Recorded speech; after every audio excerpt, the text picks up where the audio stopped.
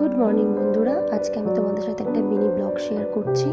দেখো, আমি সকালবেলা ঘুম থেকে উঠে স্নান টান করে রেডি হয়ে নিয়েছি। নিয়ে এখন আমি যাবো ঠাকুর ঘরে। ঠাকুর পুজোটা শাশুড়ি মাই দেবেন, আমি শুধু একটু ঠাকুরটা প্রণাম করে নেব। এটা আমি রোজকারই করি, সকালবেলা ঘুম থেকে উঠে স্নান করে ঠাকুর প্রণাম না করে আমি রান্নাঘরে যাই না। এইবার দেখো রান্নাঘরে চলে এসেছি, ভাত বসিয়ে দিলাম। হ্যাঁ, আজ সকাল সকাল তাড়াতাড়ি ভাতটা বসিয়ে দিয়েছি, কারণ আমি আর শাশুড়ি মা যাবো বাজারে, তাই জন্য। এবার দেখো ভাতটা বসানোর পরে আমি ডালও সেদ্ধ করে নেব। ডালটা সেদ্ধ করে, ভাত আর ডাল সেদ্ধ করে তারপরে আমি চলে আসবো রেডি হতে। এদিকে শাশুড়ি মা বাকি রান্নাটা করে ফেলবে। যেহেতু হাজব্যান্ড কর্মসূত্রে বাইরে থাকে আর শ্বশুরও বাইরেই আছেন, তাই জন্য আমাদের নিজেদের বাজারটা নিজেদেরই করতে হয়। এবার আমি আর শাশুড়ি মা আজকে তাই মুদি বাজার করতে যাব, তাই আমি আগে ডালটা সেদ্ধ করে নিচ্ছি।